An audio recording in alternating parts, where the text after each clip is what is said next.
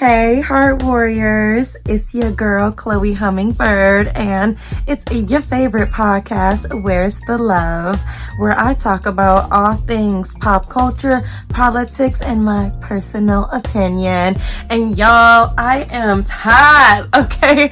I am so tired. I am an artist, a creator, who also has a full-time day job to pay the bills, to fund my life, my art, and everything. And there was a time in my life where I was completely living on teaching and my art all at once, and I was just blessed to do so. But as the life of an artist goes, sometimes you're up with your art, and sometimes, I don't want to say you're down, but you're in a space that maybe your art isn't completely funding everything in your life that you want it to fund. And that is where I am, but that's okay. All this other money I'm getting from a full-time job is allowing me the space to create my podcast, to work on my writing, and so many things that I just have in store that it's too soon to mention now, or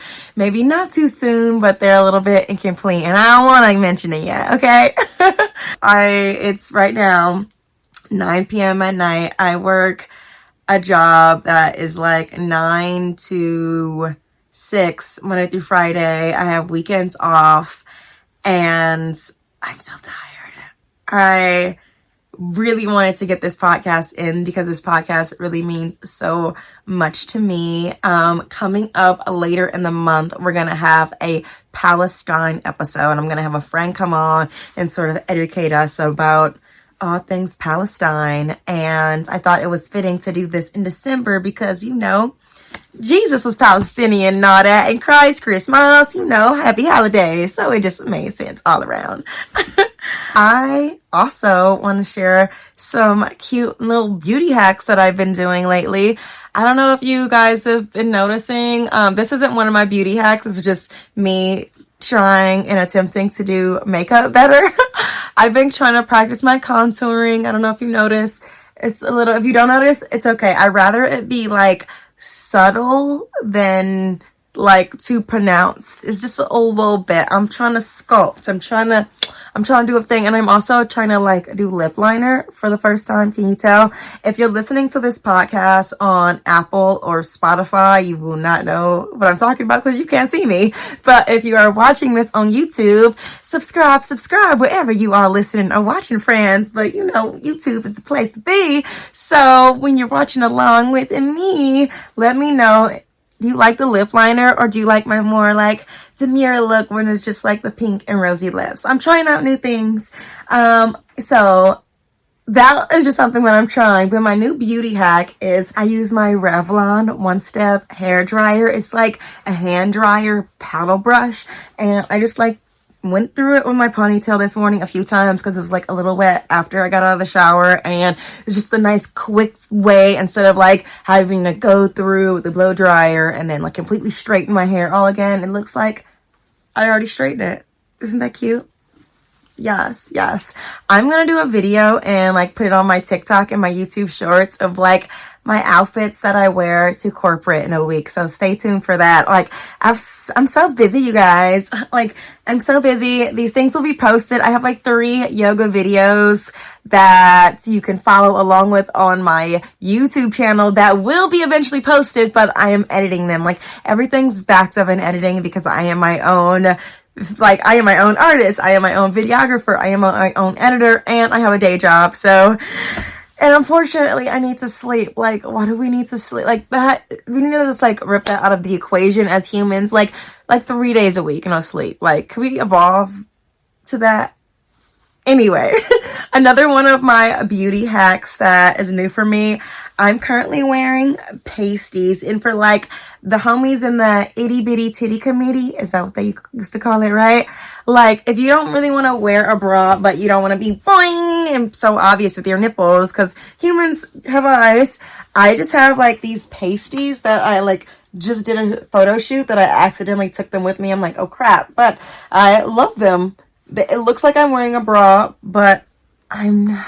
So get the ones that are for you, nice like latex quality, or like the rubber ones, not like the glittery ones. Something that is like durable and can sustain and give you that nice round natural shape in your bosom, darling. So I'm all about the pasties. Are the girls already doing this? Because I feel like I just accidentally came up with this hack, and I'm like, I'm totally doing this, because I was wearing an outfit the other day and it was low cut and it showed my bra. Like that happened like 2 days in a row with like different outfits and different bras too. So it's so annoying.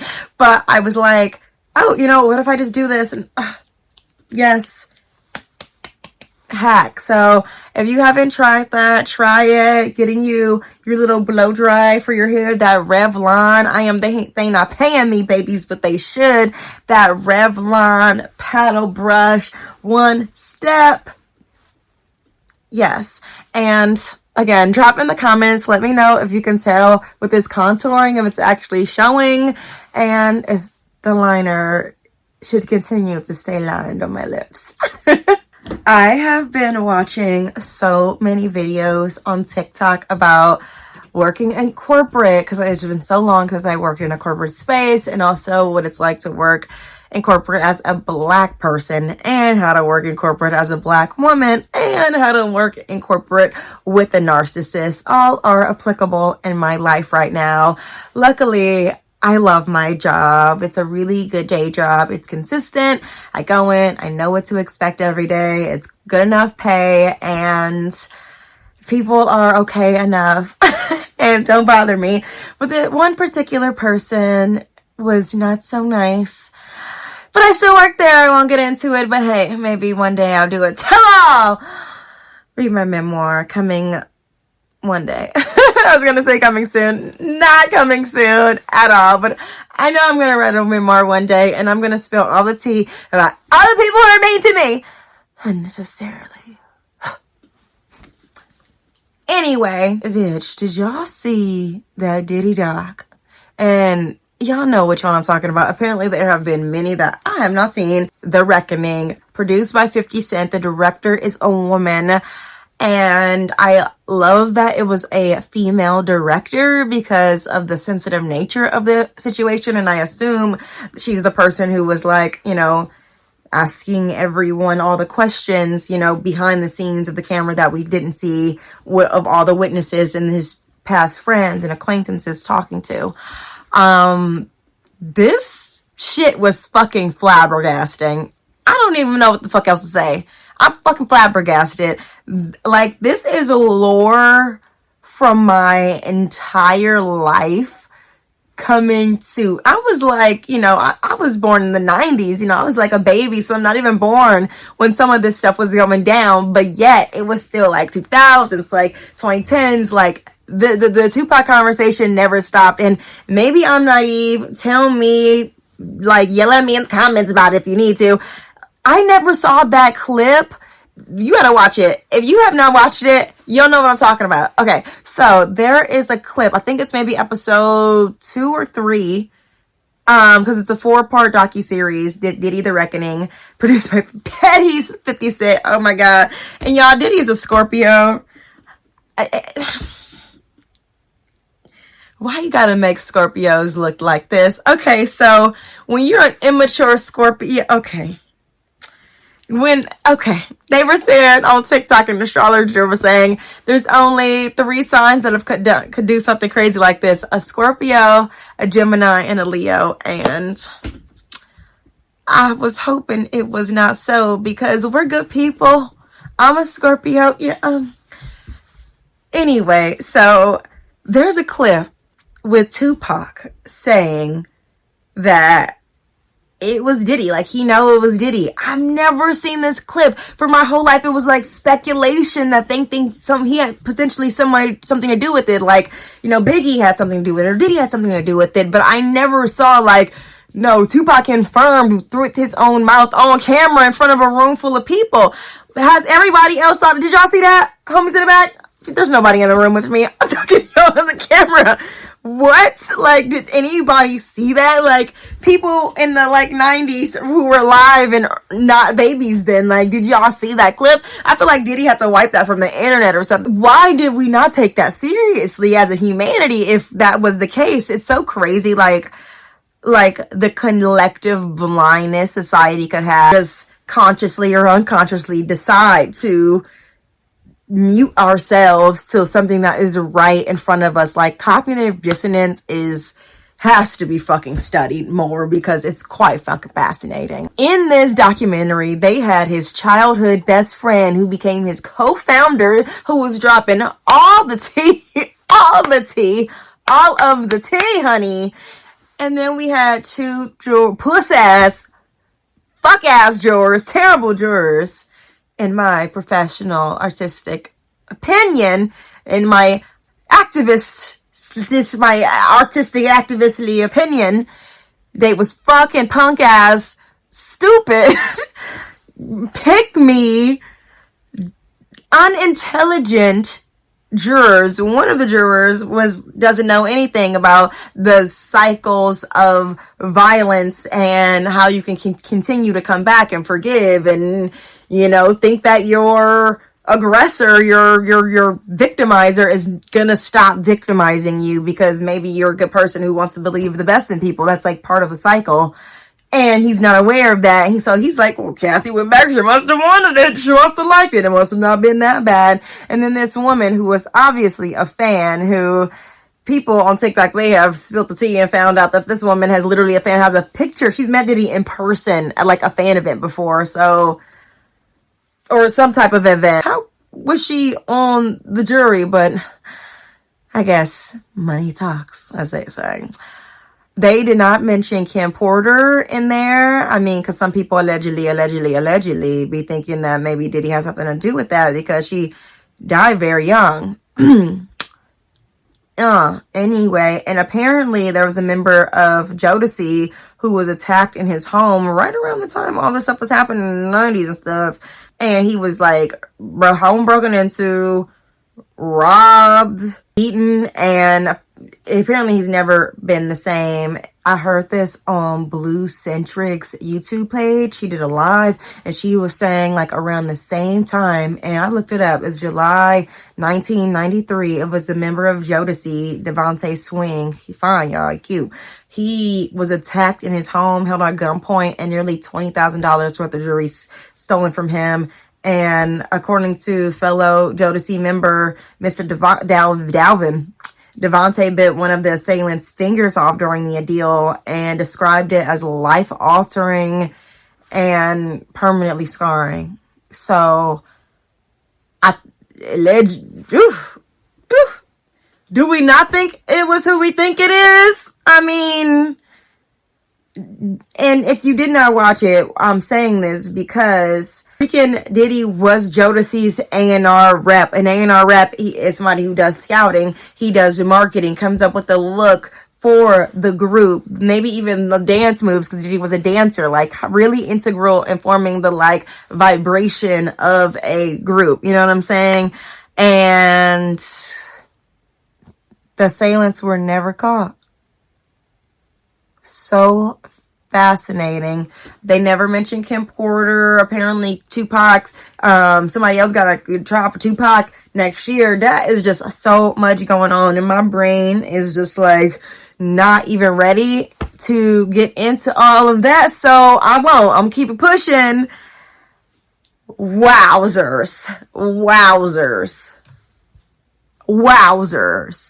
On a lighter note, maybe. Have y'all seen Wicked for Good?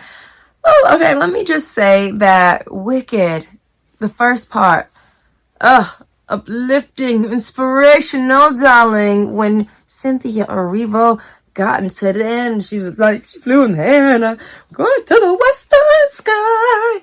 Oh. You know, like we were feeling her save the animals, stop the oppression, fight the system.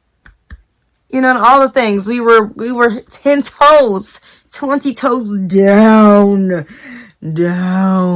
Okay, but then they could have ended it there. We didn't need part 2. Part 1, Ooh, ooh, and I heard some facts about the books. Ooh, it's even worse, y'all. It's even worse.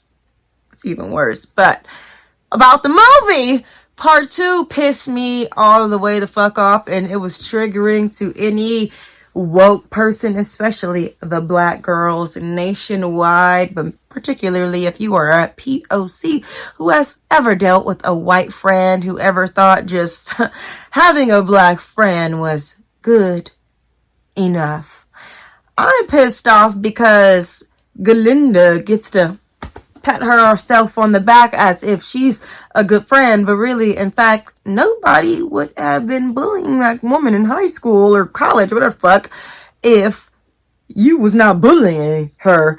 They would have been like, oh, green girl, kept it pushing, but Galinda created this narrative of being like, oh, so bullied and victimized. I'm so petite, I'm so small, I'm so victimized by this green girl. So the popular girl basically bullied everybody into thinking this girl was horrible, and then gave her a hat that she didn't even think was cute to troll her. And when she actually liked the gift and actually looked good and the thing in which she was being trolled with, she went to a dance and was made fun of because of the hat. And so you, Galinda, felt bad. You felt bad that people were bullying her, which is what you wanted.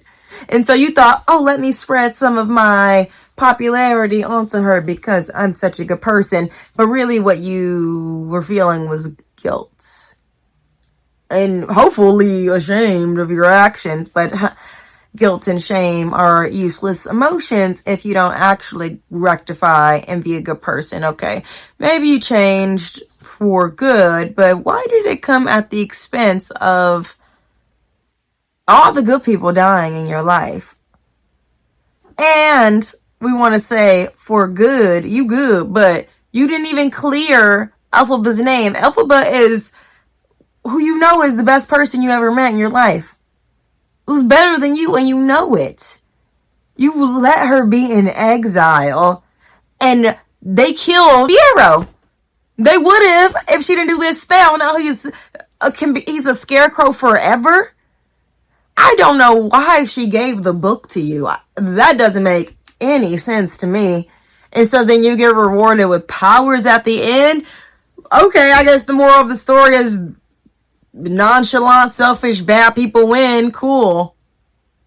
And why did the wizard end up like leaving? Because he would have been like ashamed if people found out he was related to the Wicked Witch, who name he propagandized. Again, he did the same thing like Galinda did, made everybody think she was bad and so terrible when she wasn't.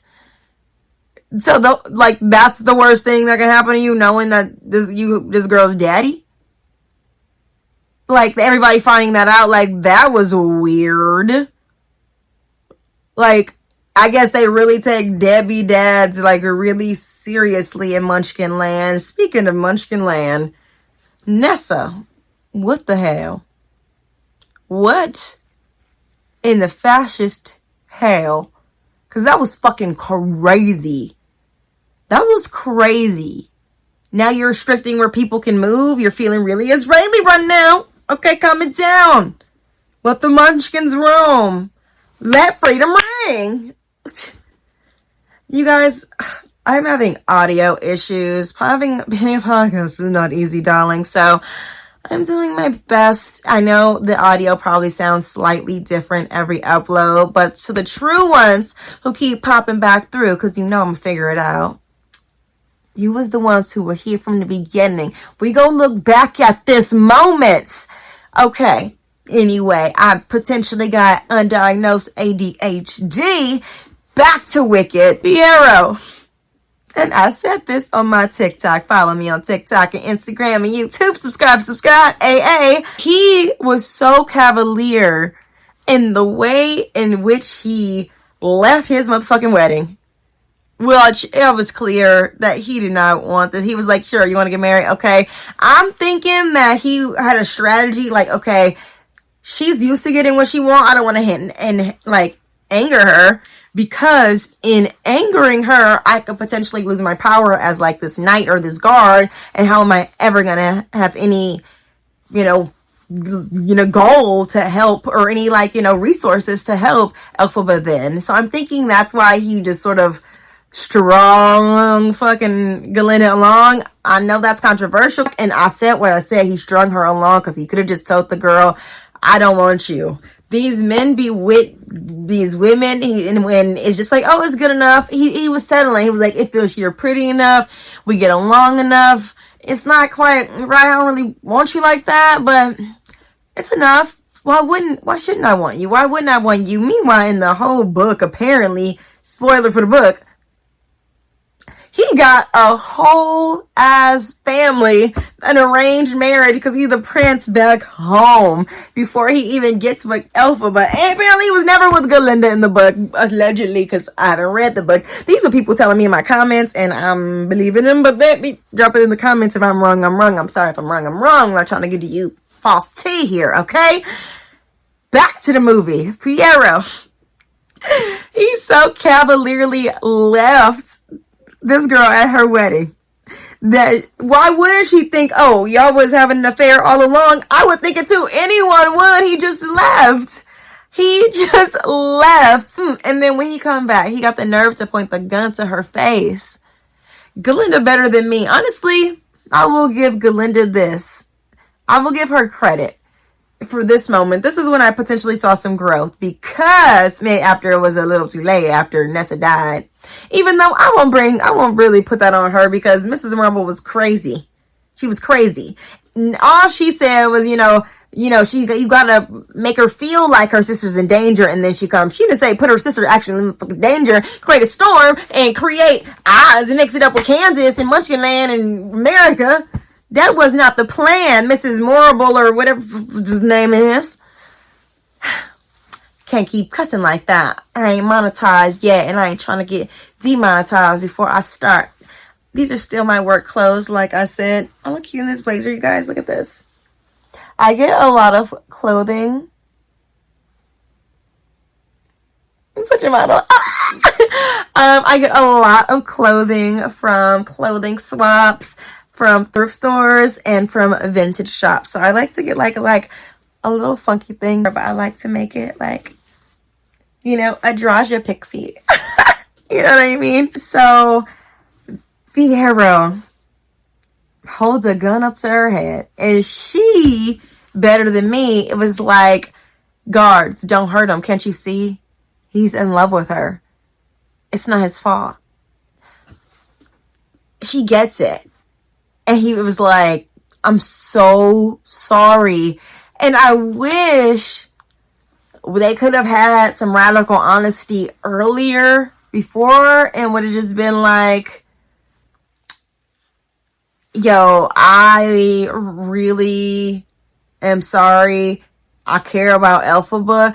Maybe he didn't want to say that because he didn't even know if Elphaba felt the same. So he didn't want to be like, oh, I want to be with Elphaba. Maybe he just wants to be like, I want to help Elphaba. Maybe he was also in the process of feeling his feelings and figuring this out the whole time. But through this, he did not want Galinda like that. Maybe he didn't know. Maybe I give him some credit. Maybe he's figuring it out. You know what? I had a whole TikTok about this cussing his ass out. But now that I think about it, maybe it's not so easy and linear. And sometimes you're figuring it out and life is happening at you and monkeys are flying and your friend is missing and it's a wedding that just happened. So maybe everything is just flying at you at once and you're just trying to do things all at once and it doesn't come out right. And so actually now maybe I may be Team Fiyero. I wasn't not Team Fiyero from before, but it was cold how he just left that girl. Ooh, and then when Galinda was on the freaking steps, and she's like, oh no, I'm not that girl. Ouch. Because he didn't even give her no, warning. But she knew he was checked out. They were using each other, though. It was like fucking Ivanka, what's her name? Melania Trump. Whatever the fuck her name is. She was like, we're using each other. We're using each other moments. Best funniest moment is also with Fiyero. Funniest moment from the entire movie is when after they run off together with him and Elphaba, they run off together to like little treehouse situation. They're like post coitus, you know what I'm saying? And they're talking, and he was like, "Yo, you know, you can hide out in my family's like castle." And he's like, "Well, she's like, where's your family gonna stay?" And she's like, "Oh, in her other castle." And she's like, "Oh, right." Like, he like doesn't even realize how privileged he is. She's like, "Oh yeah, other castle. Not she a little polo thing. She's a governess, you know, she's a governess daughter, you know, governess daughter."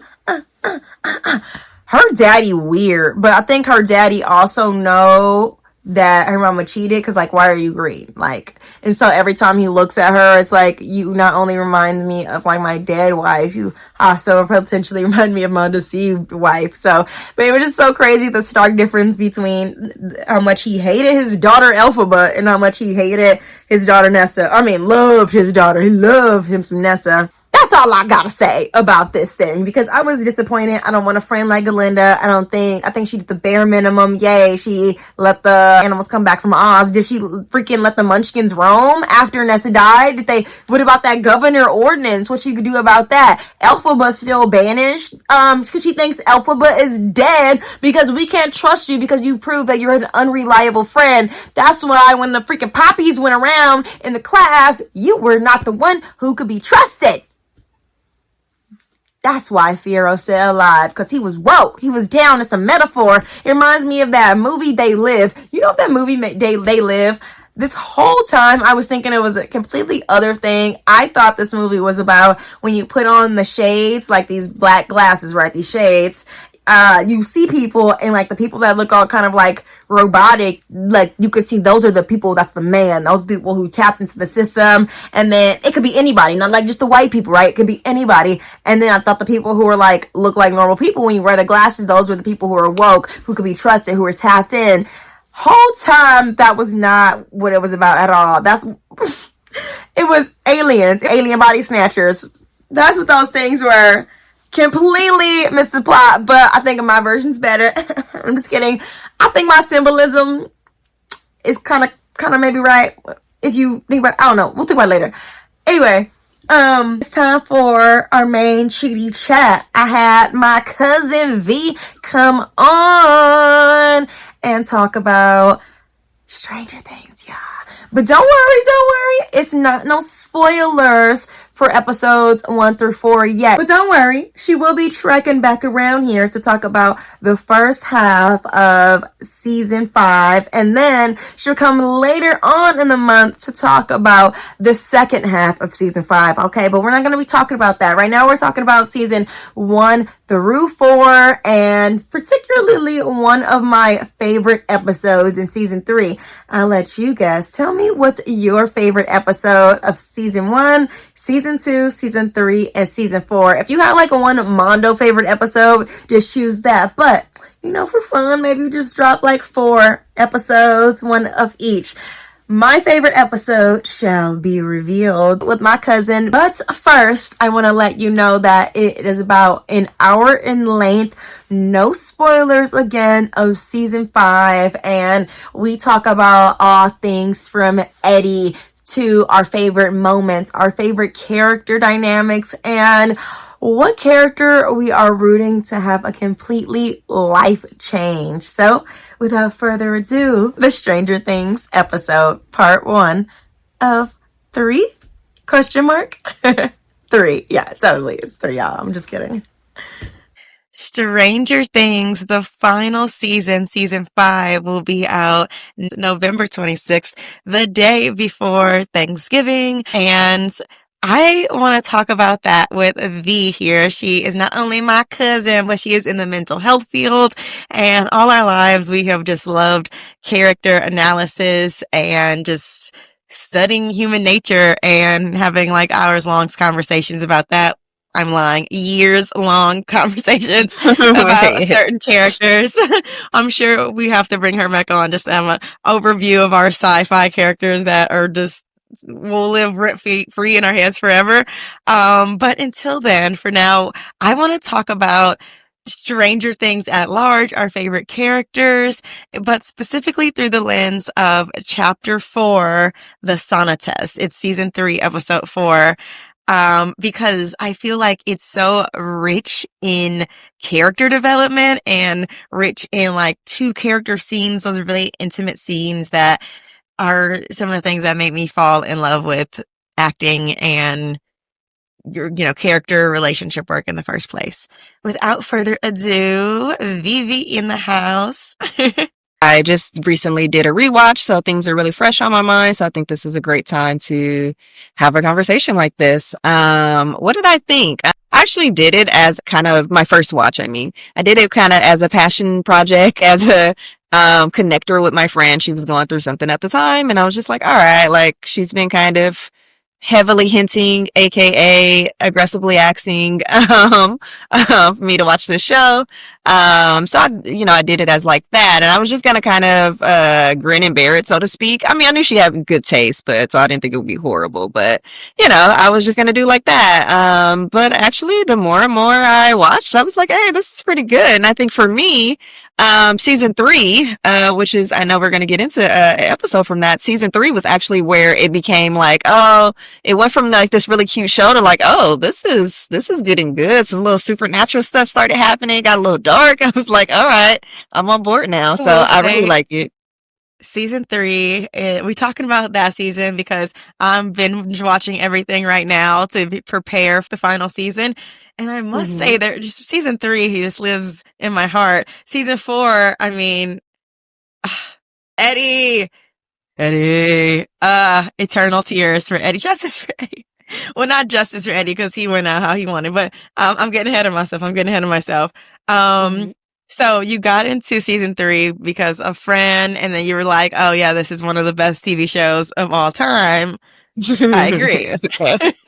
Yeah, and I think friendship is big for me, and it's a show about friendship. So I think, honestly, they end up combining two of the things that I really like to see in my shows, which is like a little, supernatural vibe, witchiness a little bit, and then like, and some friendship. So, yeah, I've enjoyed the journey.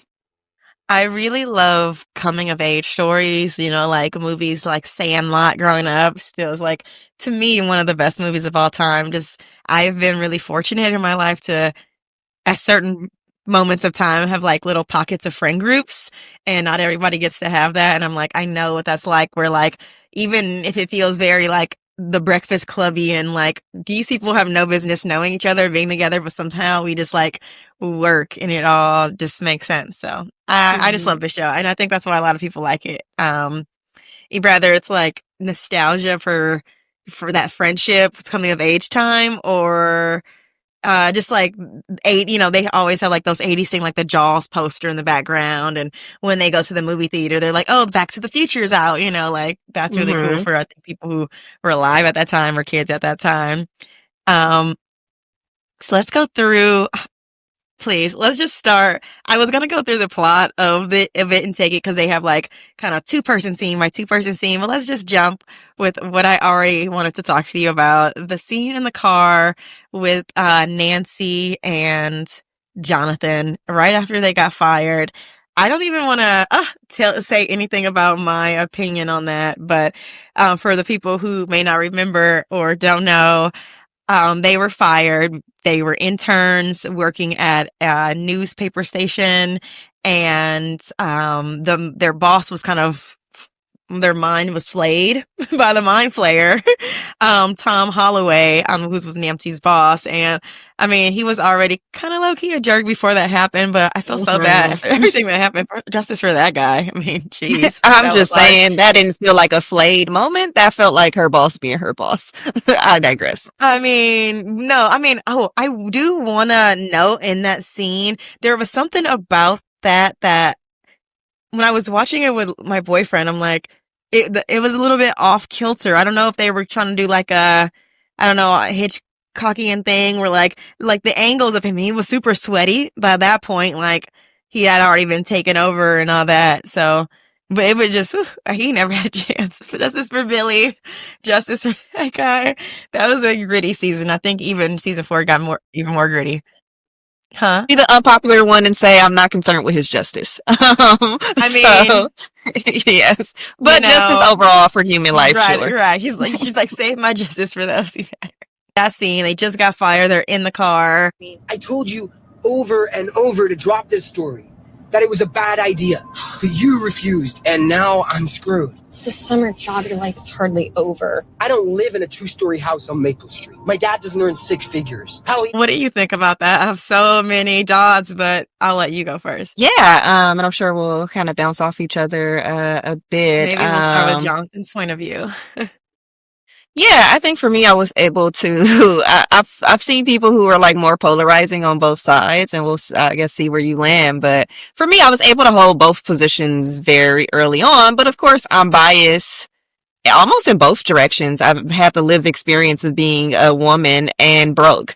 So I think that's the dynamic that you're seeing in this argument. You're seeing a poverty versus this like gender inequality kind of discussion. And I know both sides. So I'm like, I was able to kind of hold both sides. I think you said getting into Jonathan. Jonathan is like of the perspective of like, you're treating this job, this internship, like it's nothing. And I think for him, this is very much something. This for him is like steady income, maybe a way in which to like help his family out, So while Nancy sees it as just like an opportunity to kind of do something else, I think he sees it as like, his like very much his future. I think Nancy sees it as like a stepping stone. I think he sees it as like his future. And I think for her not to like consider him and consider like the impact of losing stability in his life, that was very frustrating for him, especially since he warned her along the way. So I think that was kind of Jonathan's point of view. And then Nancy point of view, which I really love the dynamic here because he's all like, I don't live in a 2-story house, He's like, I don't have a nuclear family, like, because Nancy has a lot of privileges. And I think in this scene, she forgets those, you're a white woman, 2-parent household, and I think she forgets it. And he's like reminding her of something she's not always like cognizant of, but I think he's like, just deal with the world. And like, that's when I think for me, I'm able to switch places and be in Nancy's position. And it's like, deal with the world. It's like, dude, we don't live in the same world. Our world experience is completely different. You don't live in a woman's world. So this is why as a writer, when I hear the Duffer Brothers say like, oh yeah, it took us 10 years to write Stranger Things, I'm like, I get why, because it's like, this is layers and layers and layers. This is Jose. It's thought out. Okay. I love that you have this introspection about Jonathan because I feel like my bubble has been burst. So I'm maybe seeing every episode twice now. I saw it when it maybe first came out or a little after. And then now I don't even know what year. Should we look that up? What year did Stranger Things season 3 come out? Oh my gosh, 2019. So this is so long ago. This is what the year I graduated college or something, right? So when I watched this, I was just like on Nancy's side. I don't know, maybe we were deep in like Me Too at that time. And I maybe was not seeing, I'm like acknowledging my potential bias because I'm like, why didn't I see it? And this is potentially why. I was only seeing Nancy's side. So now I'm like seeing it from maybe more wise, non-biased eyes, and I'm watching it and I'm like, I 1000% see Jonathan's side. I'm like, how did I not see this before? When he literally said the line like, I don't even, he's just alluding to like, you're spoiled, you're selfish in this situation. Like, you're not seeing how you could potentially go to all these great colleges with either your smarts or just your daddy's money alone if you have the privilege to even be accepted into these colleges. And even if you decide to like maybe do nothing with your life, you have pretty privilege. So you'll maybe be able to marry a Steve Harrington, a Steve the Hair Harrington, etc. Versus, I think we find out next season, maybe he already had the intention in this season.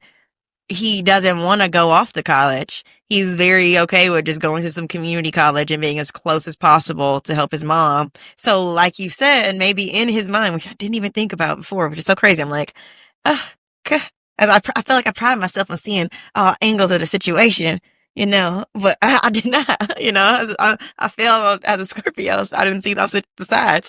And yeah, like in season 4, he wants to stay home, and maybe that internship could have been like, okay, I'll move from the mailroom getting coffee, and now I'm literally one of these guys who are these asshole guys who I don't respect, but I know with intention I was moving up to help my family and potentially to be able to be one income and have a Nancy who doesn't have to work like her mom, etc. But he knows like we're in high school, it's gonna take me time to become the man you want me to be. And so all that is like, but this could have been my ticket to get you that life, bitch. You fucked it up. Like I can maybe see in his mind, like, don't you, it's an internship. I mean, this probably wasn't even an unpaid internship. I don't know.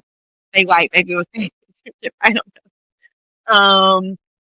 And then on Nancy's side, like exactly the same. You were like, yeah, but it's not, we don't live in the same world. You don't understand the challenges and the things that you're telling me to suck up. We're not just like sucking up no pay and waking up early and, these grunge hours working with these assholes, like, and not being listened to. Like, I am actually experiencing like sexual harassment. I am actually experiencing like sexism. I'm literally being demeaned based on my gender, even though I'm the rightest person in the fucking room right now.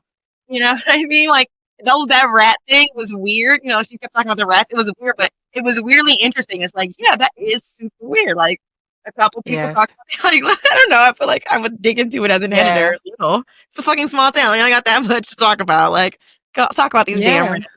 And I think like an additional thought that came up for me is like, I noticed for me, as soon as she gets this job in season 4, it like every time I watch it, it roused me up. 3. Like, season 3. Yes, in season 3, it roused me up. Like, I feel like a piece of me dies every time I watch her in that office. And I don't think he's able to relate to like pieces of you dying every time you go to work.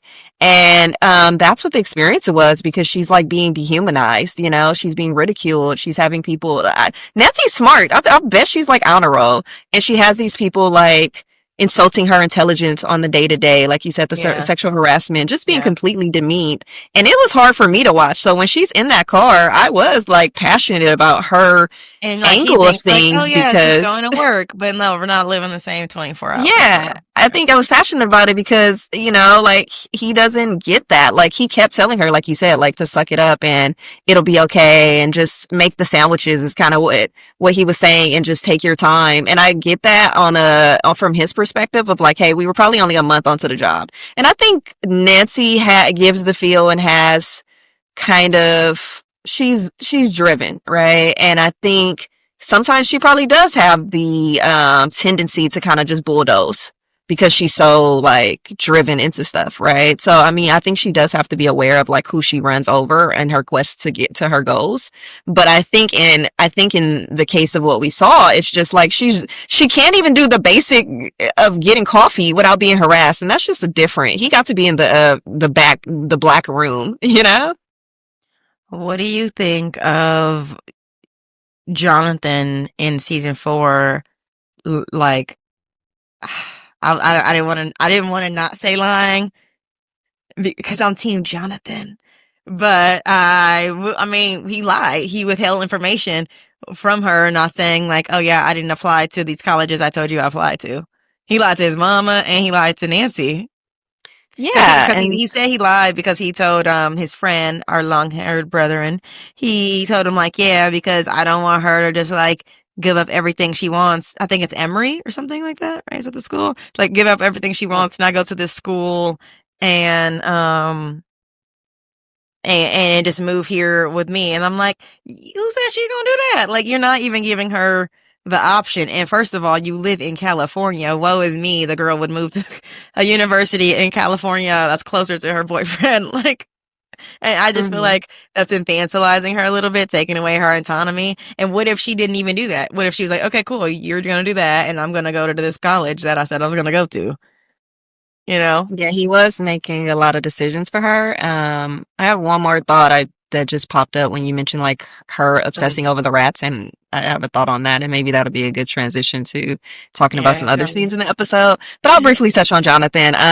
Jonathan is one of the least interesting characters on this show, and his relationship with Nancy. That's just my opinion. I just think he's one of the least interesting, and I think his relationship with Nancy, it lacks excitement. It's kind of, it's kind of boring Oh for my me. God. Um, Are you not team Jonathan? Are you team Steve? Actually, I'm not either team. I actually No. think watching it a second time, it became even more clear for me. I'm not against him, by the way. I'm not against Jonathan. I think Jonathan's a good guy. I just think I, I he don't want a lacks Topanga character. moment, bitch. Go to Harvard, go to Yale, go He to all lacks those stupid charisma. ass places. He lacks charisma and things like that. But I think for me, what I'm seeing is like, I think the guys, Steve and Jonathan, really gained from Nancy. Like, I really think they were truly in love with Nancy, and Mm. she gave them like something they never had. I think Steve, you see the complete change in him. He talks about like, I found love and it turned me into a different person. I think Jonathan, like, he was always in the shadows and she saw him. And I think that, maybe he wouldn't have even been thinking about community college. Like, I think she really did something for Jonathan and Steve. And I'm not saying they didn't serve any purpose in her life, but I just think she gave to them a lot more. When I look at it back, I don't really think she's like super in love with these guys. I think Steve was a comfort, and I think Jonathan was trauma bonding. And Okay, I need and a at this point pause. in her I need a life, pause. but I know that's neither here nor there. No, no, it's Um, here. It's right now, and I need to pause you right there because you can't make all these points and just drop these bombs and try to skate by. I disagree. Okay. I don't disagree on the point where, like, yes, I think they heavily benefited for her, and I think maybe if she would have never met these guys, she would have still been rising to the top, like the good things do, whatever. And I think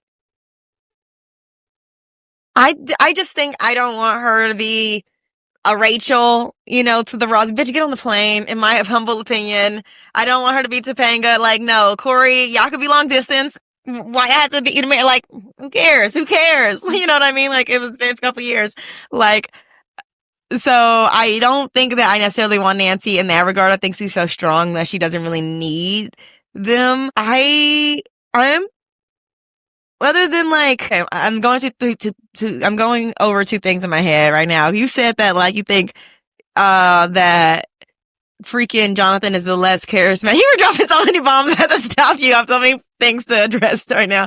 You said that you think that he is the less charismatic one on the show, but I think that is like no. I think Just that's to be oldest clear, child syndrome. Like I feel like all these YouTubers and stuff, they like talk about oldest child, so he doesn't have the capacity to be so that is not free when true. he's dealing with not only poverty, he's an adultified child. He's taking care of his mom. The whole premise of the show that started is because he was supposed to be watching Will, but he got a call from work and he thought that him and his family could use the money. And so Will was playing with his friend. He let him go with his friends, and Will came back on his own. He got snatched. And that was the fucking premise of like the whole, show. And I think that like there's so much guilt that was racked up in that. You still have to do the same day to day. Plus you're a student, and then now you have to think about your future. I don't think he has the fucking time to be charismatic. And I'm just speaking for, I'm just standing up as an only child, AKA ish only child who grew up as sort of an only child. Like, you got it different. So I'm just standing up for the adultified first children of the world who are impoverished as well. That's a whole another layer. He ain't got time to be so cool. And I say that conversely to Steve the Harrington's journey. I feel like he had a huger character arc, which he was allowed to be charismatic because he was allowed to be a child. He's like, I think, a rich kid. Oh, I think he's rich, only child, popular in school, good at sports, and like he's got the hair. So he's douchey by all parameters. Like that's what you're supposed to be kind of as a high school kid. Jonathan, I feel like is leap years. Jonathan on the inside, I feel like is 35 years old. You know what I mean? So you can, I'm I think rambling because I merged my one point into another point. and I won't drag us too deep into this. I'll just give a short reply to that. Clearly, of course, I disagree because your place in your family structure has nothing to do with your ability to be charismatic. What I will say is it can make you more withdrawn or more extroverted or more withdrawn. you can be a charismatic introvert. I have said this before, and it is shade, but no shade. I do think if it was played by a different actor, he could have been like a really like Do you think character that that I Jonathan attached struggles to. with depression? Like even Mhm. before, like prior to like the pilot episode 1, before Will got snatched, do you think he was like just happy go lucky, or do you think he was struggling with his divorce? I think You that know, all and of these characters probably struggle with some level of depression. That's why I don't disagree with you that he's parentified. We can go through a whole talk on that and like the relationship with Joyce, which you really see kind of highlighted in season 1. That's not what I'm debating. My thing is like you see it all the time, like Vampire Diaries and stuff like that. Like the broody character doesn't have to lack charisma. We see the bad yeah, boy be charismatic all the time. So I'm not saying he have to be a jock and be extroverted, but you can still be charismatic. That doesn't take away from his experience of being yeah, he was more parentified. like the emo kid, I guess. Yeah, but just going back to your The to emo your artsy one. larger point of his college thing, yeah, I think he did take away some of Nancy's autonomy to be able to choose where to go. I think you're right, like him wanting to stay home is just like yet another example of the responsibility he feels for his mother and his family, and he's felt that from a very young age. So I think that was him making those decisions. And yeah, it would suck to see Nancy settle in that way. Like her parents did. Like I said, I think Steve is a comfort. I think they had a good connection for all the Steve and Nancy lovers. I think they had a good connection, but I think Steve was like a comfort. He was very much leaning into what her mom did, like the rich guy with the family, and that was him. And I think Jonathan was like more authentic I connection think because she Steve was met not him ready in to that. hold the depth that's Nancy Yeah, that's what was. I mean. Like They her both friend died, got. right? Her friend Barb, her friend literally died. Yeah, I that's what think I that's was. how Yeah. I think that's how season 2 starts, right? Like, she's like, I mean, her friend died in season 1, but I think season 2, the reason why her and Steve broke up is because, like, it's the anniversary of her friend's death. It's like the 1 year later, and she's struggling with that. And as somebody who recently lost somebody, I just can think of like, I already know preemptively. I'm like, 1 year from now is going to be a shitstorm. Like, I'm already preemptively thinking about it, so I can imagine for, her, this Nancy, our fictional high school girl here.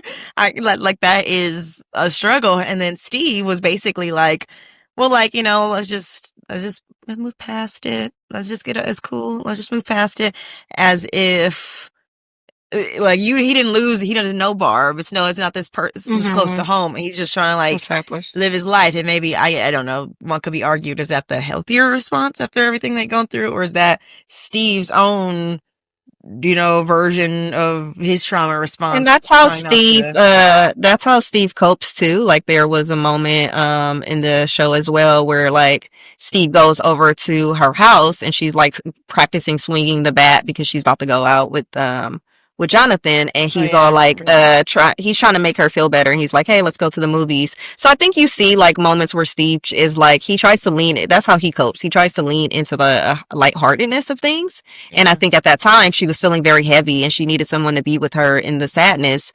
And one, she didn't express it, but Steve didn't know how to do that for her. But like that's just my opinion on these guys. I think Nancy is bigger than these guys, and I love that. Wait. Finally, in season 4, after she saw Jonathan in the after that, let's talk about that. So he did sort of give his olive branch trying to help, but at that point Nancy was already in this like other case and dealing with supernatural stuff. So, and didn't, necessarily, because she was doing this thing with Jonathan, didn't necessarily want to be leaning on him, on her boyfriend at the time, I guess. But after that, he came back and he kind of climbed in her window to try to get her to go to the movies with them after all. And Jonathan was there because it was super scary. That's when they were into that portal and they like got snatched, and it was super scary. This is season 1 or season 2 or something like that. And after they got snatched, she didn't want to sleep alone. And so, so I think this is definitely season 1, because I don't think Steve knew anything about this at the time. So Jonathan and her was sleeping in like the same bed, and he thought, when Steve looked at the window, he thought the worst, essentially. And then Steve let his douchey jock friend put like, Nancy Wheeler's a slut or whatever on the freaking town theater where everybody's grandma is going to drive by. We know who the Wheelers are, and it's just like so mortifying. I I guess Little things for like me, that was like, just like, come on, Steve. and Steve completely grew past that and has completely proven himself. But I Totally. think from my And perspective, he I think like apologized. this show is like continue, and I'm glad they're shifting away from that, but they continue to show Nancy in the context of men. And I don't think that's what Yeah. Nancy needs. And I think that's why it's so great in season 4 that they finally gave her a female friend. Because if you really notice it, like Nancy has no friends. Barb was her only friend in the world, which is why she's dealing with such grief and such regret because she literally Yeah, lost the only friend she has. I don't think And that Nancy is a popular girl. I think we were oh, seeing she's not. her. I think she just happens to be rich and really pretty, so people kind of like And I don't even think she's gravitate rich. to I her. think she's But I middle think like class. yeah, I think Yeah, she's middle season class and she's one. nerdy. Yeah. I think season 1 is when she was getting around Steve and all that. I think that's why she was excited to sort of be around Steve and go to his house and do all these things on the pool. Cause it's like, oh my God. And she's like, come Barb, like we're getting into kind of in crowd. That kind of makes me think of Manny and, Emma from, Degrassi kind of during that time when Manny was kind of like getting out there and Emma was like, I don't know about this. Yeah. Yeah. So yeah, like what I was saying there is like, yeah, she is. You see her like she's smart, she's studious. She's actually trying to study with Steve in season 1. He's trying to like make out, she's trying to study. So like her and Barb are the nerdy girls, you know, she's the girl that does everything right. I actually think meeting Steve was the first time she like accessed that kind of being wild side of herself. And that's when Barb was like, hey, this is not like you. Then she loses Barb. And like I said, I think Barb was her only friend. So you can imagine the guilt that comes with like losing your only friend that you've ever had. And she doesn't get another friend. The rest of the show is just her being framed in the context of these men. And I think season 4, she meets Robin and like she meets Robin and like she finally gets this female connection where she's not like leaning on that. And to me, that's what Nancy needs. I don't think Steve is what she needs because Steve wants that family life. And I think Nancy clearly wants something more. And I think Jonathan, because of his poverty and because of the, you know, being parentified and all of these different things, he hasn't even allowed himself to dream because his family has been in constant like drama and trauma. And he's thinking small town and Nancy's thinking big town. So I don't think either of these guys serve what like Nancy needs. I think Nancy needs friends and think Nancy needs to go discover who she is. So like that's what I was saying earlier in terms of like neither like they did like Nancy did more for them, but I don't think they're doing the same for Nancy. I think Nancy actually gets more out of her relationship with Robin than like she gets from these male relationships. And I hope the show ends with her leaning into her friendships and like that stuff like that. I feel like, and just talking about Steve's character arc, just to wrap that up, I'm proud. I feel like he's where he was supposed to be and learning all the lessons that a teenage boy, you know, young man is supposed to be learning at this time. And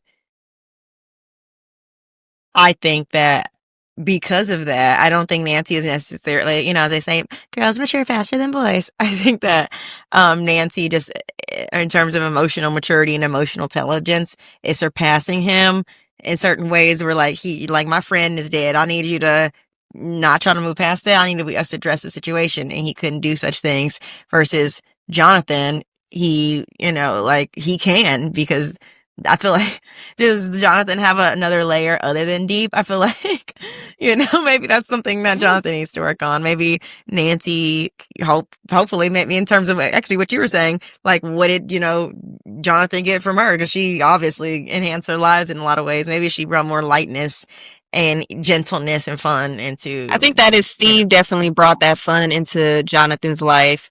Like I said, and people don't have to agree, Jonathan was a trauma bond. You said Steve brought into the light into her. Oh, sorry. No, sorry. Okay. Steve brought the light. Yeah, no, Steve brought the light. Steve brings the light into everybody's life, to be honest. But Steve brought the light into Nancy's life. And I think Jonathan brought like the compassion and the trauma bonding and like we're in this together to her life. So he did, like they both added something. I don't, you know, I'm being a little, you know, tongue in cheek when I say that I never said they didn't add anything. I just said that she added more to them. And I think what she needs is bigger than both of these guys. Yeah. But circling back around to like the episode, you mentioned like the perspective of like she looks crazy. She's talking about these rats and all of these different things in there. And I think this is like a great connector to like the scene later in the episode, because I think what's happening with Nancy is like Nancy's very like logical and driven, but I think she has like intuition as well. And I think, you know, when she like hears these rats stories, she's like, wait, it's something going on here. Like, I feel like I should pursue it. And that's something that's not being like seen by the men and the, you know, and even her boyfriend. They don't get that intuition. But like, I also think like Mike's very intuitive. Mike's very intuitive. Nancy's very intuitive, and like Mrs. Wheeler, to an extent, is very intuitive. And if you look at the rest of the episode, that's what happens when she gets back home. Her mom just senses that something's off, and she's like, "Hey, you good?" And her, you know, like her mother intuition is like, "Something's off," and Nancy's like, "I'm fine." Mrs. Wheeler goes up those stairs, and she like trying to check in, like, "All right, you sure you good in there?" And I think it's like that connection between their. I gotta say, this woman, Mrs. Wheeler. For 3 years, we have seen this woman struggle. Not 3 years, I guess, whatever, 3 seasons. We have struggled to find this woman from like day one has been like, kids, you know, you can talk to me. If you ever need anything, you know, I'm here for you. You know, you can always come to me. She is so sweet and like such an adorable, cute mom. And no one has ever gone to her. Finally, season 3, as B was like displaying, take it away. Like she's walking up the stairs. She knocks. She turns away, and then and she turns away, and then lo and behold, her kids actually take her up on her offer to like share with her. And I really love this scene, and it wasn't until I like had a chance to rewatch it, because of course I noticed the scene, but I felt the scene the second time. It's one of my favorite scenes in the whole series. Yeah. And for me, I love the dynamic. You see the scene, and it's like Nancy's on the counter and her mom's standing up. And right there, to me, it's like, it's almost like Nancy's in this childlike state where the kids on the counter kicking their legs and their parents standing there and they're having this discussion. Now, of course, Nancy's not kicking her legs. Yeah, Nancy's not kicking her legs, but it just she is very much putting herself in this childlike state where she's like confused and she's looking for her mother's guidance. So I really love that. And then as they're talking, if you want to like look at the subtle cues, as they're talking, Mrs. Wheeler eventually like eventually like joins her on the countertop. And like, to me, that was symbolic of like, now we're kind of on the same level and we're feeling the same vulnerabilities and like, you know, the same stuff. So I think just how it's like set up to me is really beautiful as well. So we can get into some of the context, but I'll let you start us off there. I love that. Just taking it from that moment she sat on the table on the counter with her. I think that's the moment, you know, she was saying like, you know, I did XYZ when I was younger, and then she looked at Nancy and she was like, but that's not you. You're brave. I love that. I think that it was one of those moments of like hunched over, vulnerable, maybe childlike, you know, energy, and then like taking that power and like shifting it towards Nancy, like, but there could be a new paradigm. And she was like, who cares about these small town people? If you think you're right, go chase your case and find out how right you are, and then sell it to the Chicago Tribune, like the national paper. Like, who cares about these talking guys? And I think that was like literally the best advice a parent could have given in that moment, you know, as somebody whose parent once gave her advice, like, okay, well, you could just quit. You could just give up. Like, Nancy's mom hit it on hit the nail on the head. Even though I'm sure Nancy's mom doesn't necessarily want to be a wife, she is a great mom. And maybe that's one of the many reasons she's staying in this marriage. That's another conversation. And I don't think she's and I don't think she's I don't think she's a perfect mom, and I don't think she's as available as she thinks she is. I think there's reasons why her kids don't always take her up on her offer. But I mean, she is a very caring mom, and she cares. And compared to their dad, she is light years ahead.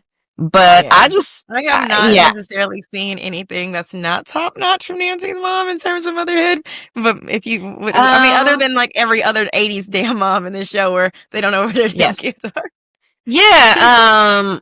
Exactly, and we have to take that into account that you don't know where your kids are. I mean, I mean, that's I just think we standard also have motherhood to. at that point, it seems. No, I think the thing with Miss Wheeler is, and it's not always your fault when your kids don't come to you, but I think she is like put in a situation where she is a mom of, I think, the 80s, and she has like a 5-year-old. So I don't think she's always as available as she thinks she is. I think there's moments where she's available and she's like, come to me, but I don't think she's always as available as she thinks she is to her children. But she has like what you need the most, which I think is like, care and compassion.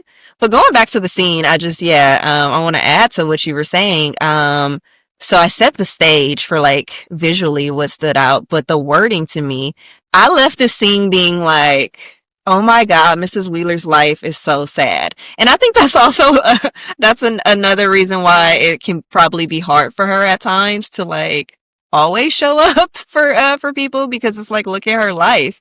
But when you're watching this scene, I'm going to break it down. I know you guys have already seen it, but I'm going to break it down. So they're in the kitchen and she's like, talking to Nancy, and Nancy's like explaining everything. And Nancy was like, I thought I was right. And she was like, was you right? And Nancy was like, I don't know. Maybe I just didn't want to be wrong, because if I'm wrong, then like, it'll prove that what they thought about me was correct. And her mom kind of finishes her sentence there. Yeah. Yeah, but then they have like the next part of the conversation, which was like so beautiful, but also just to me so gut wrenching and so sad, where Mrs. Wheeler is like, it's not easy out there, Nancy. Like, this world will beat you up. It will step on you and crush you again and again until and then she was like, I mean, people. But she really meant until I give up, right? And I think she's talking about like how much. That's why she was afraid. Damn. And do you think that's what a lot of people think? Like, I'm just afraid, so let me just stay in this relationship because it's scary. She's all like, and they telling you you're not enough, you're not enough, you're not good enough, and they crush you and they push you down over and over again. And then she's like, to the point where and she tried to play it off like she was talking about people, but she was like, until I gave up. And I think Mrs. Wheeler's story is so sad to me, because she's a clear case of someone who has settled. She settled in her marriage. You can see that she settled because that's why she is so almost easily persuaded by Billy. Billy is, like, okay, he's a handsome young man, but like, she's a grown woman about to sleep with this kid, Mm-hmm. And I think, why is that happening? Because she's getting attention, like her kids don't always give her attention. She feels like she's somebody that's like in the PTA and stuff too. So I don't like really think she has a lot of time. That's like such a common stereotype now. Like, it's the bored, lonely soccer mom who's like engaging with this teenage, like and I think they were like showing. I think they were showing like she's a mom of that era. Like, she has completely settled, and she's saying that she's like, the world just pushes you until you give up. And I think she like hops on the counter, and now they're continuing their conversation, and she's like, Nancy, you're a fighter. And Nancy actually she's like, I don't know where you got that from. And Nancy jokes, and she's like, I got it from Dad. And they both have a good laugh on that, because there's no way anyone got. Well, they did not get it from Dad. No one got anything for Dad. But then she throws it back to her mom, and she's like, I got it from you, Mom. And I know it felt good to her, because like I said, like, Billy hitting on her felt so good that she was almost willing to go through with it. So I know she was touched by her daughter's words, but you can tell in that moment she cannot take those words in. She can't, because she doesn't believe she's a fighter. She doesn't see that, because she settled in her life. And when she looks around, it's like nothing but like, I settled. And how do I know this? Because her next sentence, she literally says, well, wherever you got it from. Letting us know that she could not take the compliment from her own daughter about her being a fighter. She doesn't see that in herself. I feel like in Mrs. Wheeler's defense, like, we are in this 21st century. We forget that, like, it's only a few decades ago that women had the right to vote, that we had the right to an education, that like we can get a credit card without a man, that we can buy a home without a man. Like, it's so fucking crazy to even think that. Like, why would I need a man be in my business at all? Like, if I never wanted a man around, I should be able to not have a man. But that's like not how society was fostered. And rather, it was like the 80s, you know what I mean? So at that point, she had to have been born in like the 60s, right? Like, it was probably, this is how she was raised. Get grown, find a man, only go to college to find a man who's educated while you're at college to grow with him so he can give you his money and protect you. And like, and not only like, and not only be like that, but she fell into the scheme of she clearly doesn't want to. she clearly doesn't want to be like that. That's why, like, you see her looking at her husband and kind of frowning, and she almost slept with a kid. So she clearly has settled. She clearly In doesn't season want one, to. when she was talking to Jonathan, didn't she even say that? Like, I think my mom has never loved my dad. Yeah, she said that. Right? Yeah, that's Yeah. where my whole premise is coming from. Like, all of this Yeah. stuff I'm saying is like factual information. Like, she clearly settled. They're constantly giving you clues that she settled. And I think in that moment where like her daughter is calling her a fighter and she can't like take the compliment to me is like so sad. And maybe she's never had anybody do what you just did, which is to break down like, hey, Mrs. Wheeler, like, you were just a product of your environment. Like, you just did what you thought was best and you just went with the flow. Because she said every time she tried, someone would tell her she's not good enough, she's not smart enough, and she just gave up. And that's like, it happens. It's not her fault. However, I just think it's sad to see like someone in that case who has like completely given up and you can't even take in like the compliment that you're a fighter. I don't know. For me, it was just like when I left that scene, I was just like, oh my God, Mrs. Wheeler's life is just so sad. She still has the fighter in her, by the way, but like, I just think it's so sad in that moment. So that's, anyway, for me, that's what stood out in that scene. Of course, the mother-daughter moment was beautiful, but yeah. Oh, you froze a little bit. What did you say there? Oh, sorry, yours did too. No, I was just saying like, the mother-daughter moment I think was beautiful, but I think it stood out to me just how much like the mothers of that time, how much women have settled. So yeah. Mm-hmm.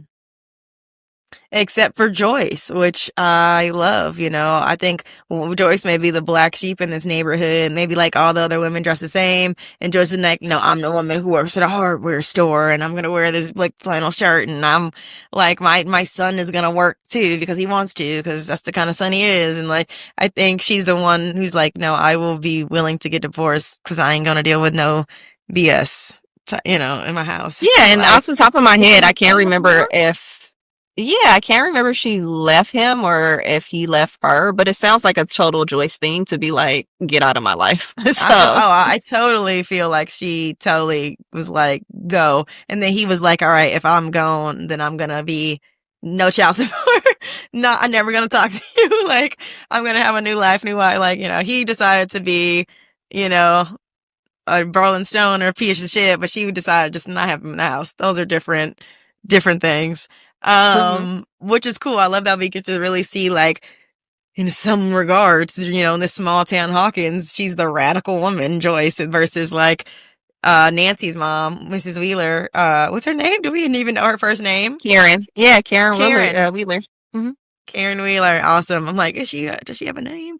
Versus like a woman who's just staying in this to, I don't know, so her kids can have a good life, some money, because she doesn't have to struggle, because her family probably told her this is what you're supposed to do. This is the good, right thing as a mom. This is the Christian thing. You know? I just think, yeah, like, Karen Wheeler is like in the shadows of her own life, you know, and she's I just like, think, so beautiful. You could do so much, queen. Why is she modeling? Yeah, and it's just like, that's why she kind of lights up when, you know, this high schooler, you know, gives her some shine, because it's like, she's in the shadows of her own life and she was like looking for something. But it was so good to see that scene, because the most play she got.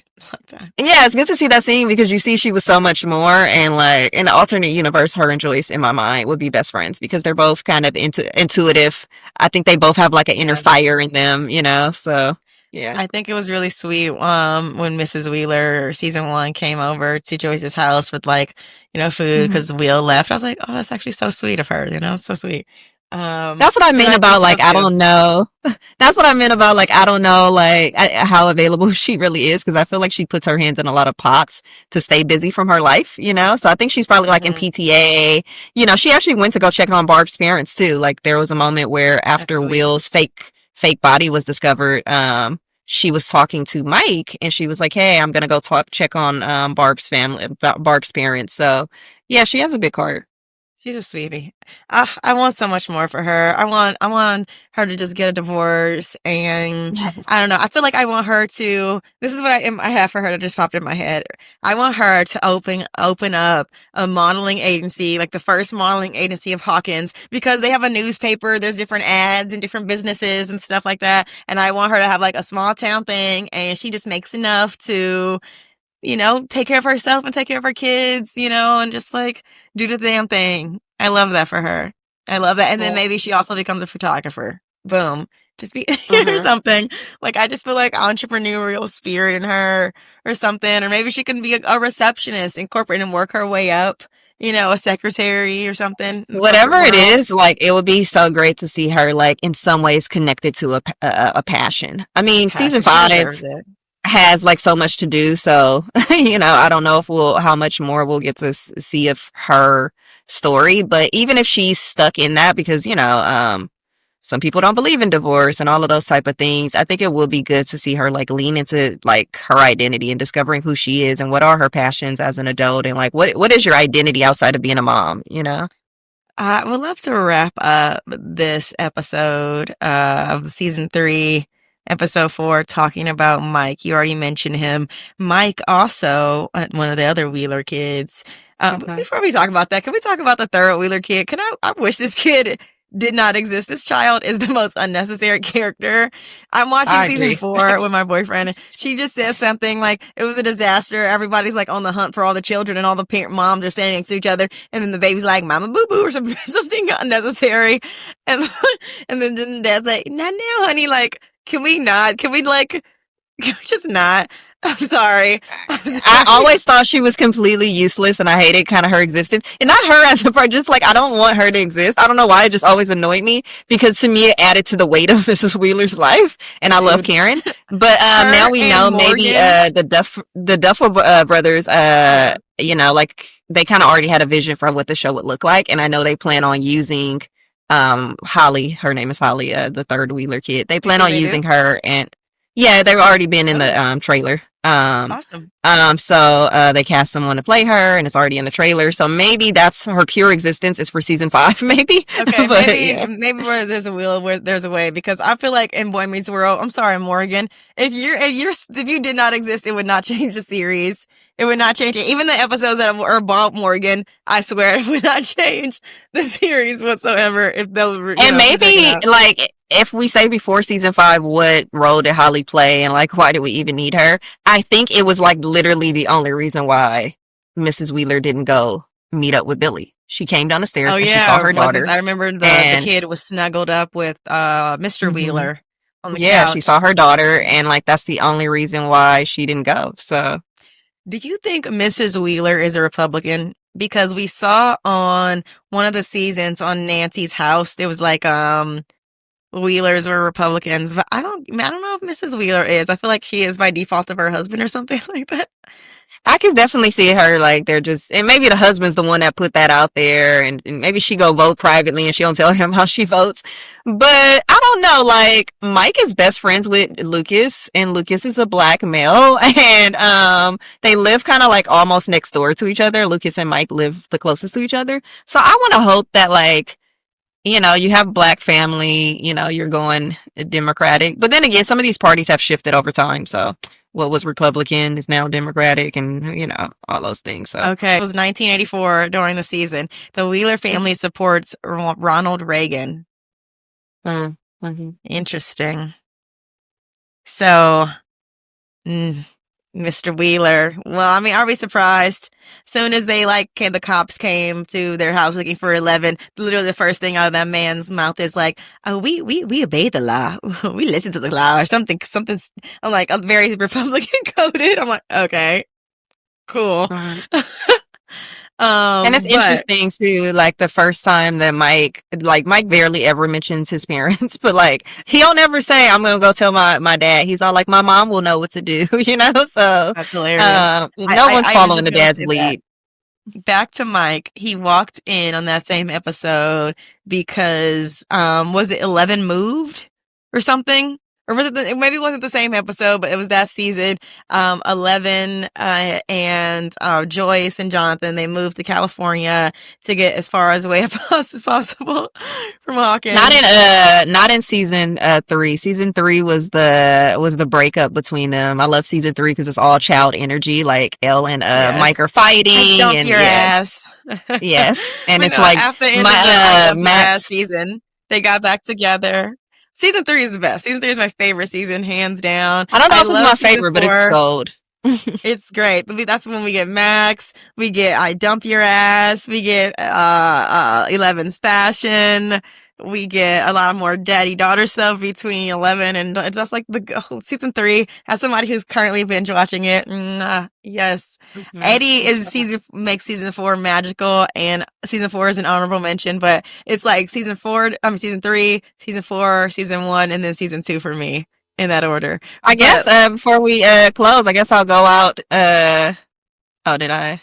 No, I want to go back to Will, and I want to dissect that scene on the last episode, I think, of season 3, where, 11's moving and he's sad, and finally he goes to Mrs. Wheeler and he hugs her in the kitchen. He's like, "What's wrong?" And then I feel like it's vindicated. She finally gets that moment of connection with both of her kids. I just love that. And I honestly want her to divorce her husband, and I want her and Nancy just to go to California together or something. Go to New York City. I think New York. Honestly, New York. Mm-hmm. LA's a little bit more expensive. They get a smaller town. They can be together, do their newspapery thing, Not a lot of thoughts separate from what you had about that. Like, I do think it was a clear moment of vulnerability for Mike. And I think, in his vulnerability, who did he turn to in terms of parental figures? It was his mom. And I was happy for her because she's constantly like, "Guys, I'm here for you." I do think one misstep that we saw was like when they find Will's fake body, the dad actually has a rare moment of caring about somebody. And he's like, "Should we go talk to him?" And she's like, "He'll come to us." And I think sometimes with Miss Wheeler, you can actually go to your kids. But I do think that it was fine that and I think it's good that she gives her kids space. I'm just saying sometimes you can actually approach your children. It's really annoying. I just thought of this. I feel like with all the main kids, Will, Dustin, all them, we know everything about the parent dynamic, but we don't know much about where's Dustin's dad? Did he die? Are they divorced and she's getting alimony? How does she afford to live in this neighborhood not too far away as a single mom's paycheck? I feel like I want to know more about the insights of that after 4 freaking seasons, and we never have gotten this context of a snippet. Where is his dad? Is he? Yeah, maybe we get it. I don't know if he passed away, and maybe that's where they get the money from. I've had that conversation with friends as well of where's Dustin's, thing? But next season he's obviously going to be depressed from the Eddie thing, and maybe they'll bring up maybe how he lost the dad. I don't know. The trailer. We'll I don't want to know anything. I'm too excited. I should probably watch this trailer. Yeah, no. So usually I don't watch, but they've been reaching me. The energy of the new season is coming up. But yeah, that's what I think about the season is that it's kind of cool that she got that moment because I'm happy for her, and her kids are really why she's living. They're the only happiness that she has in her life. So I was happy that they allowed themselves to lean on her, and she was there for them. Yeah, she got pregnant young. She said that's what Nancy said. So. She's following the script of what she thinks she's supposed to do. And if I do anything in my life, I'm just strip this fucking respectability politics, these identity politics away from society and just be yourself.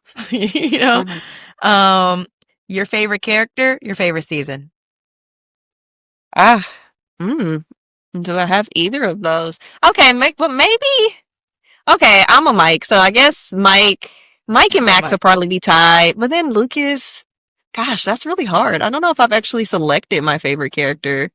That's tough.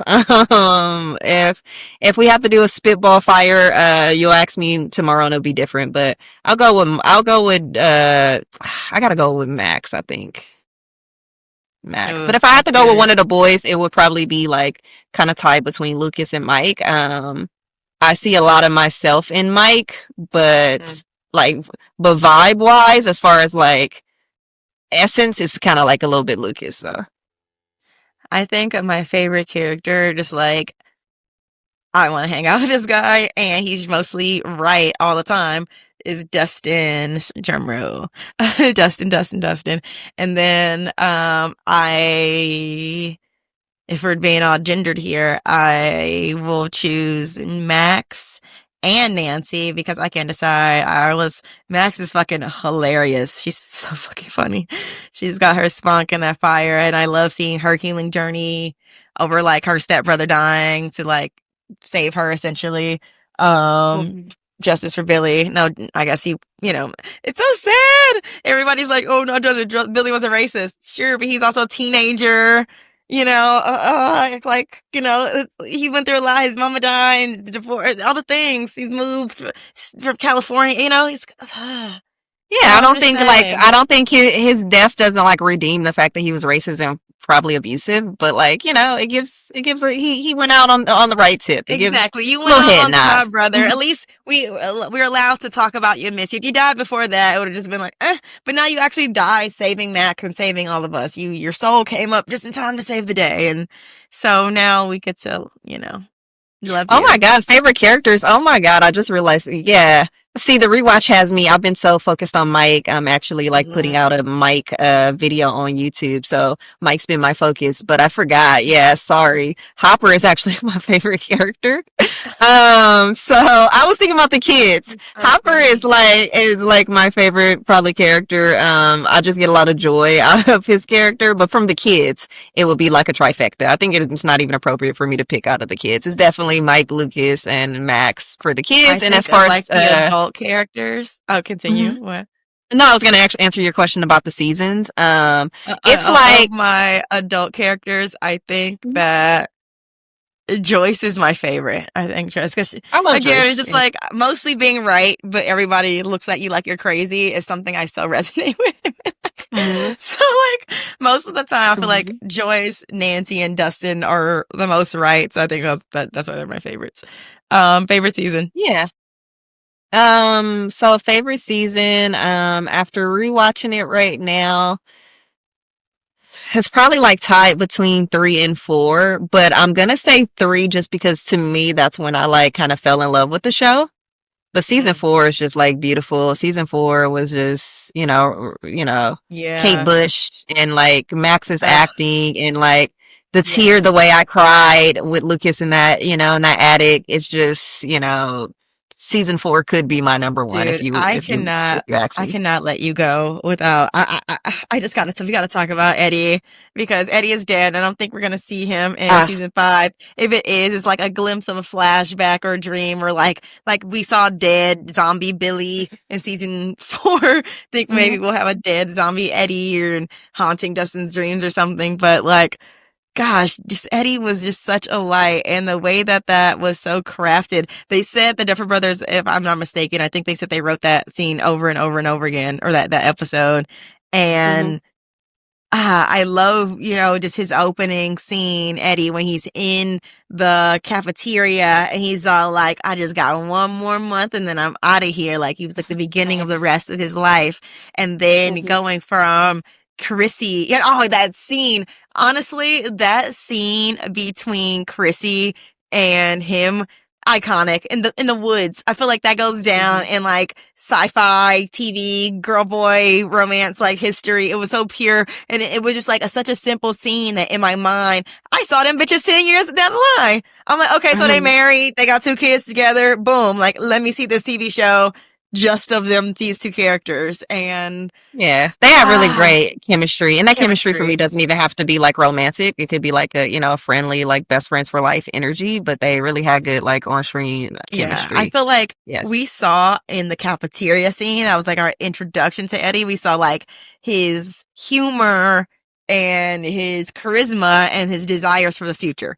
But in that scene, as I hit the microphone, that's how excited I am. As he in that scene when they're just together alone in the woods trying to do the drug deal, I feel like that's where we saw like his heart, because she was like all twitching out, looking around, and like multiple times was like, we can leave anytime you want, like we don't have to do this. And when she got extra freaked out, he got like kind of low-key offended, like and it's just like, how dare you think that I'm gonna hurt you?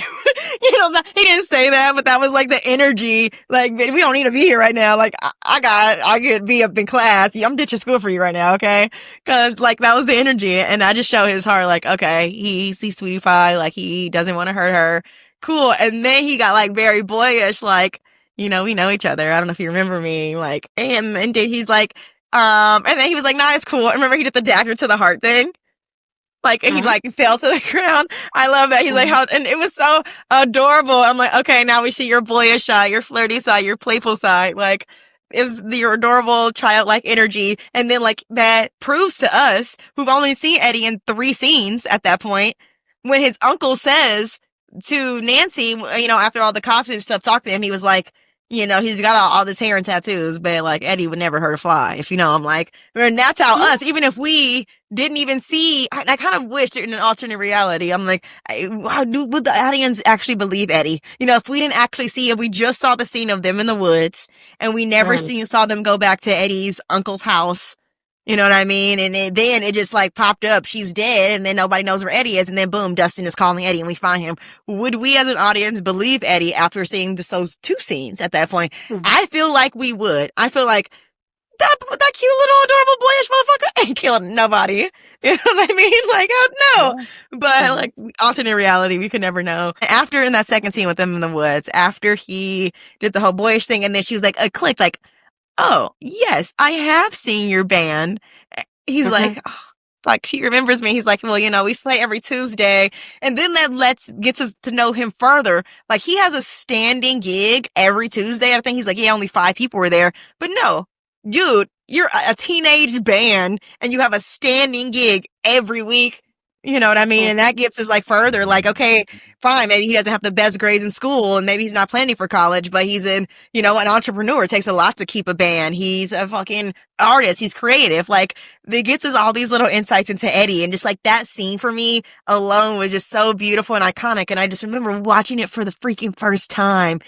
Yeah. And then she dies. And can I say, when I've been watched season 4, they saved all the graphic, really gruesome crap for season 4. I'm kind of afraid. Like, that was graphic for me. Seeing Chrissy's bones crack, I was like, for a second, I was like, are they allowed to show me this? Like, is this PG-13? Like, what is going on? And then, like, I loved his character arc from caring.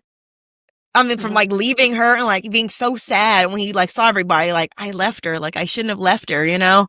Like, she shouldn't, and that was so sweet of him to even say that. And then like his character arc, saving Dustin's life. Like, no, I'm not gonna be the guy. If I'm gonna go out, I'm gonna go out being proud of myself, helping somebody, because that's fucking all that matters in life. And he's got so self-actualized. I mean, to be real, he didn't save Dustin, but yeah, he helped save the world. Yes. Yeah. I want to give him his credit. Yeah. Because Dustin was safe. He actually made sure Dustin was, what was happening right there with Dustin? He made sure Dustin was back in our reality, outside of the upside down, that he cut the rope. So Dustin was safe. And he just wanted to buy us more time to kill Vecna. So he was instrumental in that. That guitar solo. It was awesome. You know what? All right, this is gonna burst the bubble, but hey, for the people who disagree, they disagree.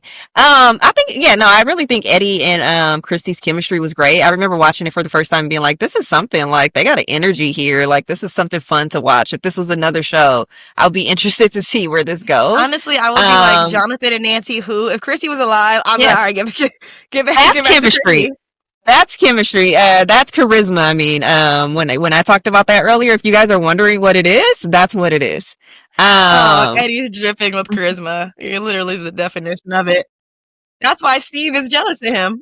You remember my band and stuff like that. Like, I think, that did show his soft side. Like, he was willing to make a fool of himself by like falling all into the grass and stuff and into the leaves, with Christy. And I think, he, genuinely is a good guy. And I did feel for him having, like, when he was like, yeah, this is my year. And I think that was really sad. I think I was shocked by, he profiles as somebody I should have, like, felt more emotion with when he died. And, like, I'm sad that he's gone. No, I mean, yeah, of course. From a human perspective, I did. I was sad that he didn't get the year and stuff like that. But, like, when Bob died, and I feel like I knew less about Bob. When Bob died, that really, like, hit me. I was like, dang, Bob's such a good guy. I am so sorry. Goonie lover. When Bob died. I have not seen the Goonies, so I don't have this emotional connection that you guys have with this man. I didn't even know he was in that. This is just me. For anybody that's listening, I literally like a sci-fi, like cult actor. Like, everybody don't loves know him that way. Yeah, don't know him I that did way. not care. I'm sorry, Bob. I feel the opposite. How you feel? We're the opposite. Yeah, like no, I really felt that about Bob, and maybe it was just something genuine about like this guy who was a simple guy who like just wanted to love on Joyce and had no ill will, and like he was like, I want to be a part of your family, and as soon as he became part of her family, he died like 2 hours later. So, and like, I mean, I'm not saying I was like a blumbering mess over him, but it was hard, like seeing him just like be ripped apart by demodogs and dead in that. But anyway, with Eddie's like funny, charismatic, all this stuff. I don't know what it was. I feel like I was trying to ponder it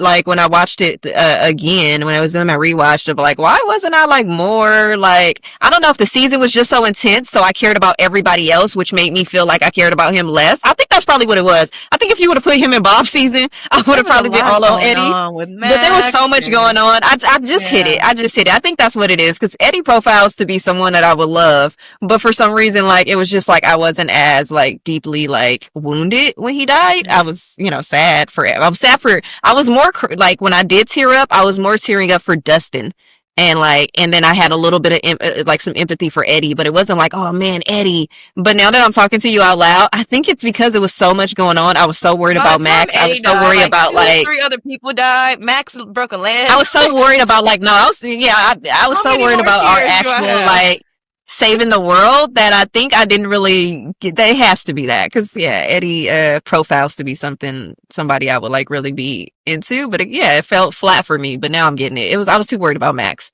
and Lucas, and Erica was being hemmed up on the ground, and I was like a weird representation of how Black women are treated by like police officers and white men. So I think it was just like a lot going on in one episode that like I wasn't really able to absorb a lot of maybe my Eddie feelings. So yeah. And that season was a lot. They had the angry mob of like scary white people trying to go after Eddie with this street justice that the Hawkins Police Department was so ill-equipped to deal with, because only 3 motherfuckers who were working in that police station in the first place.